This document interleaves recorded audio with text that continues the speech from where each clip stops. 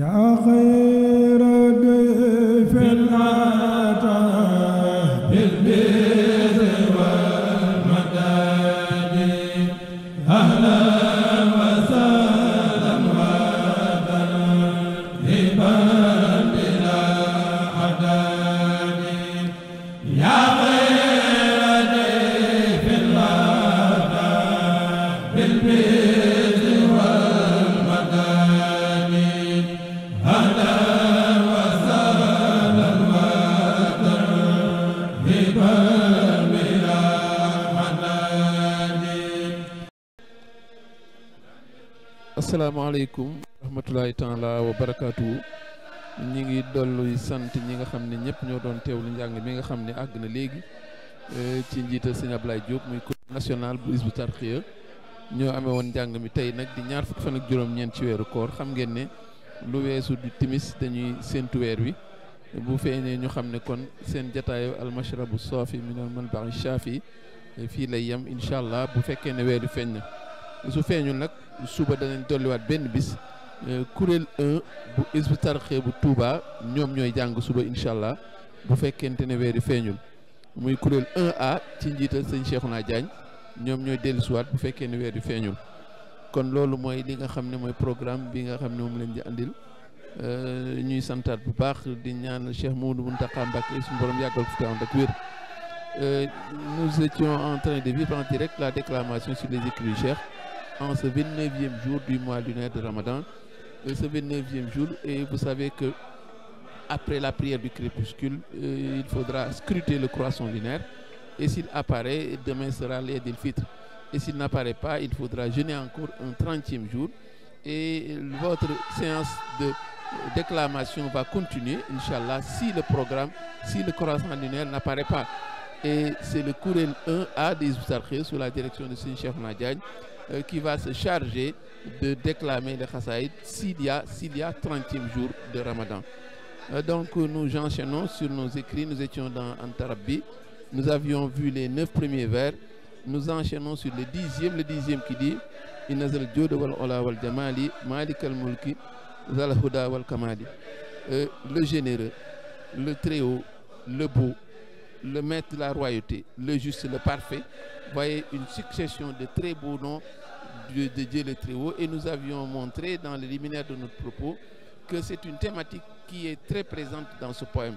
Il y a une interpellation, il y a une succession des noms d'Allah, et c'est un procédé très usité par le Cheikh, puisque cette juxtaposition de 7 noms de Dieu le Très-Haut mais ne tord pas le cou au maître du vers. Voyez, donc c'est une véritable prouesse que de juxtaposer des noms tout en respectant le maître du vers qui est le Khafif, soit dit en passant.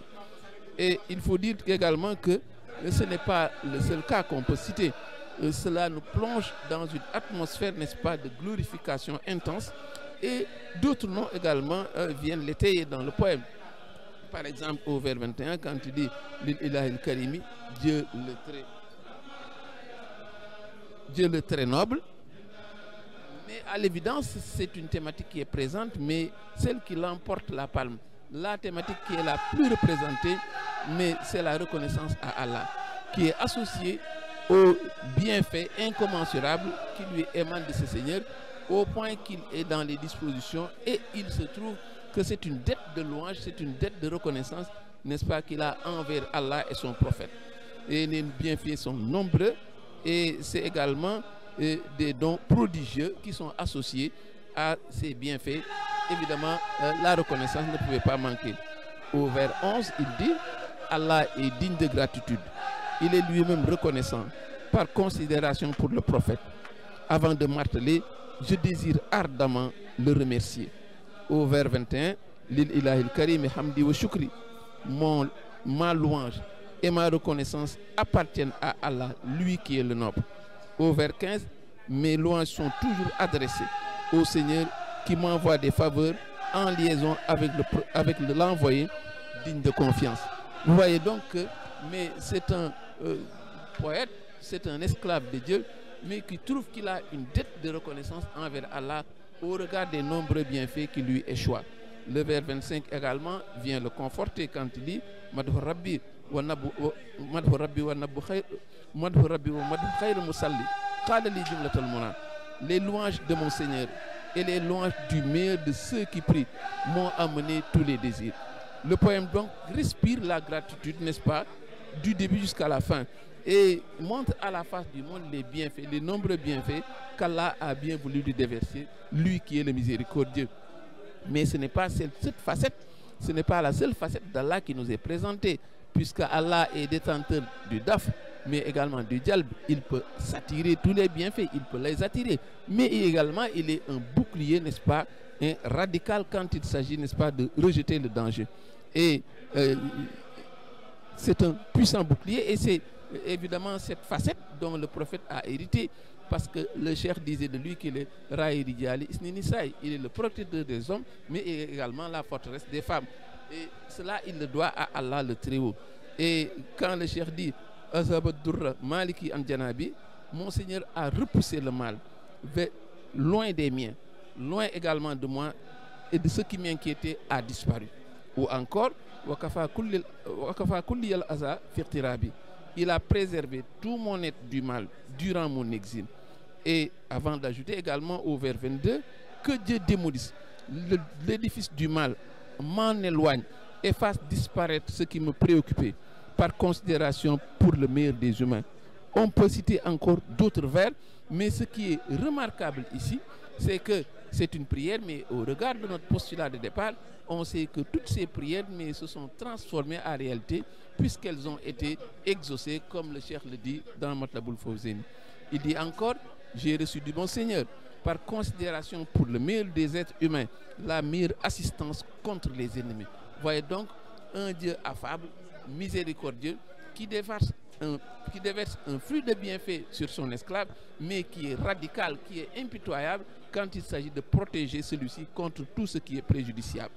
D'autres thématiques secondaires, pourrait-on dire, s'invitent dans le poème, mais qui connaît la carrure du cheikh, c'est que ne devrait pas s'étonner qu'on puisse voir ces thématiques s'afficher ici.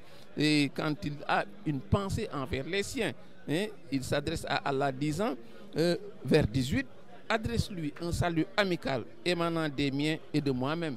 Et c'est un vers qui fait écho au vers 9 où il avait dit, accorde-moi le bénéfice d'être satisfait des miens. Ces miens, les siens, il faut les définir. Quand il parle des miens, quand il parle de ceux qui sont, n'est-ce pas, ces privilégiés, mais et qui ont eu le bénéfice incommensurable d'avoir auprès du cheikh, n'est-ce pas, ce lien au point qu'il puisse dire les miens, mais ce sont tous ceux-là qui lui portent leur confiance. Et ceux pour qui il s'est battu, il a bataillé ferme pour étreiner le grade de Shafi'an de Qawmi, l'intercesseur des siens. C'est donc la longue liste de tous ceux qui lui portent leur confiance au nom d'Allah et qui sera leur intercesseur le jour du jugement. Et de façon sporadique, le dernier thème qui vient s'inviter dans le poème, mais c'est également la thématique de l'exil. La thématique de l'exil, qui connaît la géographie du cheikh, c'est que c'est une thématique qui ne pouvait pas manquer dans ce poème. Et nous avons